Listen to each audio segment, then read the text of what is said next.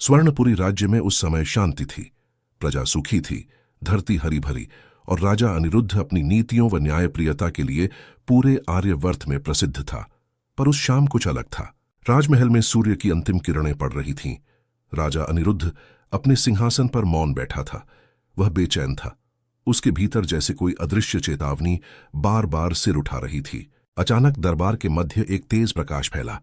सबकी आंखें चौंधिया गईं। उस प्रकाश से एक दिव्य पुरुष प्रकट हुआ, एक यक्ष।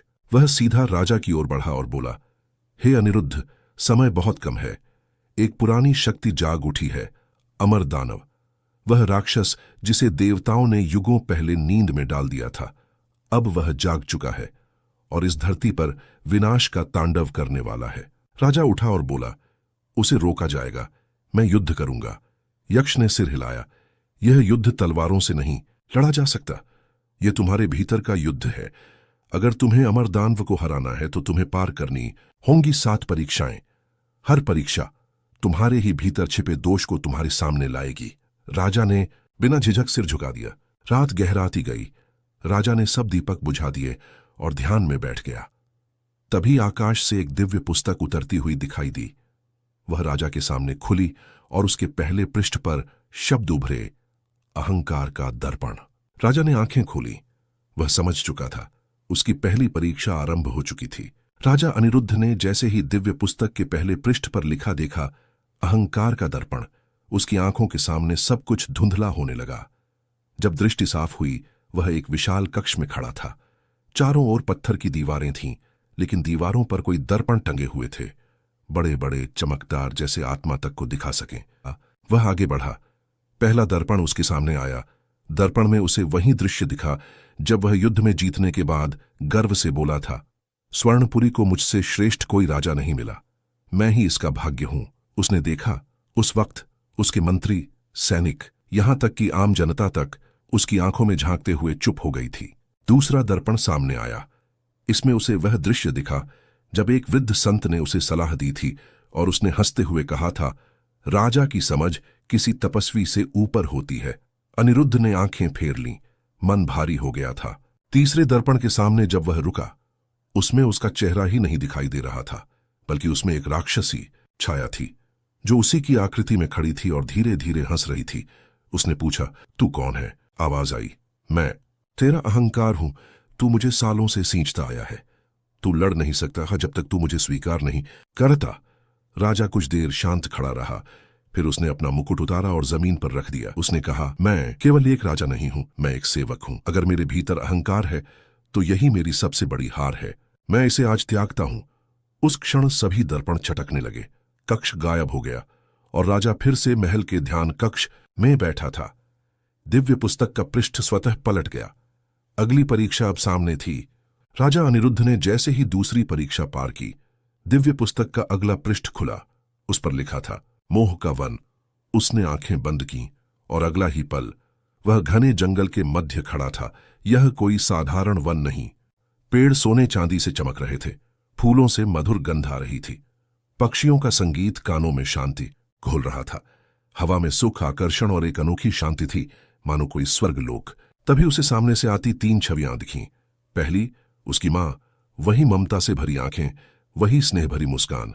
दूसरी, उसका छोटा भाई जो युद्ध में मारा गया था।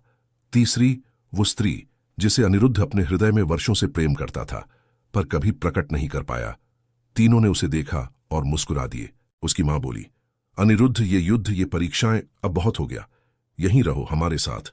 ये वन तुम्हारा घर बन सकता है, सुख, प्रेम और शांति से भरा हुआ। उसका भाई उसकी बाहों में आ गया। भैया, अब कोई युद्ध नहीं, हम सब फिर से एक हो सकते हैं। वो स्त्री उसके सामने आ खड़ी हुई, उसकी आंखों में देखकर बोली, मैं तुम्हारा इंतजार कर रही थी, क्यों ना यहीं रहें, जहां कोई वियोग नहीं, कोई संघर्ष नहीं। राजा की आंखों में आंसू आ गए। उसने मां का हाथ थामा, भाई को सीने से लगाया और उस स्त्री की ओर बढ़ा। एक पल के लिए वह सब कुछ भूल गया। परीक्षा, यक्ष की चेतावनी, अमर दानव, सब धुंधले पड़ने लगे। लेकिन तभी उसके भीतर एक स्पष्ट आवाज गूंजी, याद रखो, यह मोह का भ्रम है। तुम जो देख रहे हो वह सत्य नहीं, यह तुम्हारी इच्छा है, तुम्हारा मोह है। राजा की सांसें तेज हो गईं। उसने आंखें खोलीं और धीमे स्वर में कहा, मैं तुम सबको चाहता हूं, पर मैं जानता हूं यह वास्तविक नहीं है। मेरा कर्तव्य मुझे पुकार रहा है, मुझे आगे बढ़ना है।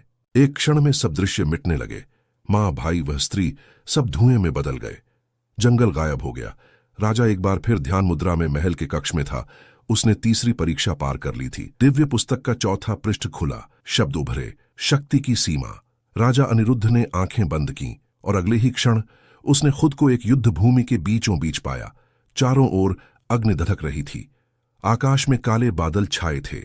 हजारों सैनिक घायल पड़े थे। वह स्वयं हाथ में तलवार, शरीर पर रक्त, चेहरा गर्व से भरा हुआ। तभी सामने एक विशालकाय राक्षस प्रकट हुआ।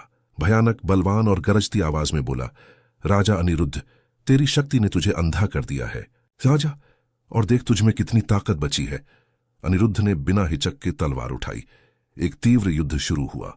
वह राक्षस बार बार गिरता, पर फिर खड़ा हो जाता। अनिरुद्ध ने अपनी सारी ताकत झोंक दी। 1 बार, 2 बार, 10 बार राक्षस घुटनों पर आ गया, पर मरा नहीं।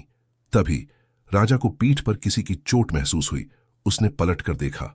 एक वृद्ध सैनिक घायल अवस्था में पड़ा था, जिसकी पुकार वह सुन नहीं पाया था। फिर देखा, उसके ही एक मंत्री, जिसकी सलाह उसने युद्ध से पहले ठुकरा दी थी, मृत पड़े थे। राजा एक पल के लिए स्तब्ध रह गया। उसने देखा वह युद्ध जीत रहा था, लेकिन अपने लोगों को खोकर। उसने तलवार जमीन पर रख दी। उसने कहा, मेरी शक्ति मेरी सीमा बन गई है। शक्ति जब तक संयमित हो तब तक धर्म है, पर जब वह नियंत्रण खो दे तो वही शक्ति अधर्म बन जाती है। राक्षस मुस्कुराया। उसका शरीर जलने लगा और वह दृश्य भी धुएं में बदल गया। राजा फिर से ध्यान कक्ष में था। उसके हाथ खाली थे, चेहरा शांत था। दिव्य पुस्तक का 5वां पृष्ठ खुला। लिखा था, त्याग की अग्नि। राजा अनिरुद्ध ने जैसे ही आंखें मूंदी, अगला ही पल वह एक ऊंचे पर्वत पर खड़ा था। चारों ओर आग की लपटें थीं, लेकिन यह कोई साधारण अग्नि नहीं थी। यह आत्मा को जलाने वाली अग्नि थी। मन, मोह, स्मृति सब इसमें जलने को तैयार थीं। सामने एक पुल बना था, आग की लपटों के बीच जाता एक संकरा मार्ग। उस पार खड़ी थी एक दिव्य मूर्ति, उसके हाथ में शांति का दीप। एक स्वर गूंजा, राजा अनिरुद्ध, इस अग्नि से पार जाने के लिए तुम्हें त्यागना होगा, वह सब जो तुम्हारा सबसे प्रिय है। तभी उसके सामने 3 वस्तुएं प्रकट हुईं। उसका राजमुकुट, जो उसे वर्षों से मिला सम्मान था, उसकी तलवार, जिसने हर युद्ध में उसे विजयी बनाया, और एक छोटी सोने की मूर्ति, उसकी पत्नी द्वारा दिया गया स्मृति चिन्ह जब वह युद्ध के लिए निकला था। एक एक कर तीनों वस्तुएं उसके हाथ में आईं। उसने मुकुट देखा।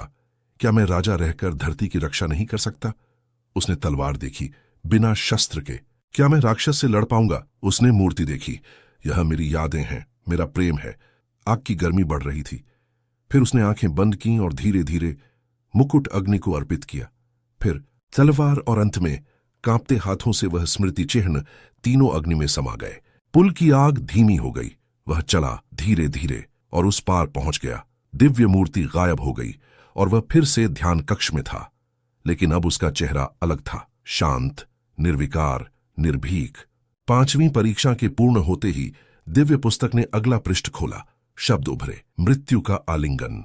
राजा अनिरुद्ध ने आंखें बंद की और इस बार वह किसी अंधकारमय गुफा में खड़ा था। यहां कोई प्रकाश नहीं था, कोई आहट नहीं, सिर्फ एक गूंज, उसकी अपनी सांसों की। तभी गुफा के भीतर एक धीमी पर तीव्र आवाज गूंजने लगी, राजा अनिरुद्ध, मृत्यु की परीक्षा तैयार है। आगे बढ़ते हुए उसने देखा, गुफा के अंत में एक शैया बिछी थी। उस पर कोई व्यक्ति लेटा था, आंखें बंद, शरीर शांत, चेहरा एकदम वैसा ही जैसे स्वयं अनिरुद्ध का। उसे लगा वह अपना ही मृत शरीर देख रहा है। उसी क्षण चारों ओर उसकी जिंदगी के सारे दृश्य घूमने लगे। उसका जन्म, बचपन, पहले युद्ध की जीत, पिता की मृत्यु, रानी की विदाई, भाई की बलिदान, हर दृश्य उसे भीतर तक तोड़ने लगा। और फिर आवाज आई, अगर आज ही मृत्यु आ जाए, क्या तुम पूर्ण हो? क्या तुम जीवन का उद्देश्य पूरा कर पाए? राजा चुप था। फिर उसने धीरे से कहा, मैंने बहुत कुछ किया, पर अभी अधूरा हूं। मेरी सांसें किसी एक सिंहासन की नहीं, इस धरती के कर्तव्य की है।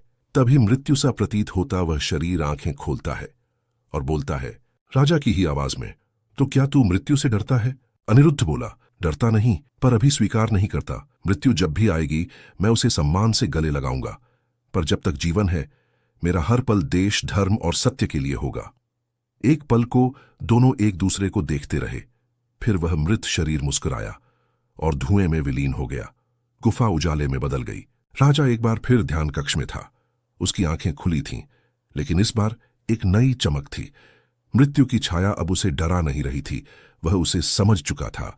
दिव्य पुस्तक ने अंतिम बार करवट ली और अब अंतिम परीक्षा प्रकट हुई। दिव्य पुस्तक का अंतिम पृष्ठ खुला, शब्द उभरे, सत्य का द्वार। राजा अनिरुद्ध ने गहरी सांस ली। पिछली 6 परीक्षाओं ने उसके शरीर को थका दिया था, लेकिन आत्मा अब पहले से कहीं अधिक शांत थी। उसने आंखें बंद कीं और खुद को एक विशाल श्वेत मैदान में पाया।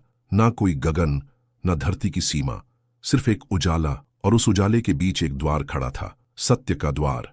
उस द्वार तक पहुंचने के लिए कोई मार्ग नहीं था, बस उसे चलना था, अपने भीतर के प्रश्नों के उत्तरों के साथ। हर कदम पर एक आवाज उसके भीतर गूंजती, तू कौन है? पहला उत्तर उसने दिया, मैं अनिरुद्ध, स्वर्णपुरी का राजा हूं। जमीन कांप गई और आवाज फिर आई, वह जो तेरा राज्य छीन ले, क्या तब भी तू वही रहेगा? दूसरा उत्तर, मैं एक योद्धा हूं जो धर्म के लिए लड़ता है। आवाज फिर गूंजी, जब कोई युद्ध न हो तब क्या तेरा अस्तित्व रहेगा? अनिरुद्ध रुका, उसने आंखें बंद की और उत्तर दिया, मैं एक आत्मा हूं जो सत्य की खोज में है। तभी द्वार के सामने एक दर्पण प्रकट हुआ, उसमें वह स्वयं को देखता है। ना एक राजा, ना योद्धा, ना कोई नाम, सिर्फ एक साधारण मानव जो भूत, भविष्य और वर्तमान से परे अपने स्वरूप को पहचान चुका था। द्वार धीरे धीरे खुलने लगा। भीतर कोई देवता नहीं था, कोई स्वर्ग नहीं, बस एक शांत नीला आकाश, और वह स्वयं एक नई चेतना में। दिव्य पुस्तक उसके सामने उड़ती हुई आई और स्वर्णाक्षरों में लिखा गया, परीक्षा पूर्ण हुई। राजा अनिरुद्ध अब केवल एक नाम नहीं, वह अब एक प्रतीक है, सत्य, त्याग और आत्मबोध का। पुस्तक जलकर प्रकाश में समा गई। अनिरुद्ध ने एक बार पीछे देखा। स्वर्णपुरी, उसका अतीत, उसका जीवन, सब उसे मुस्कुराकर विदा कर रहे थे। और फिर वह उस द्वार में चला गया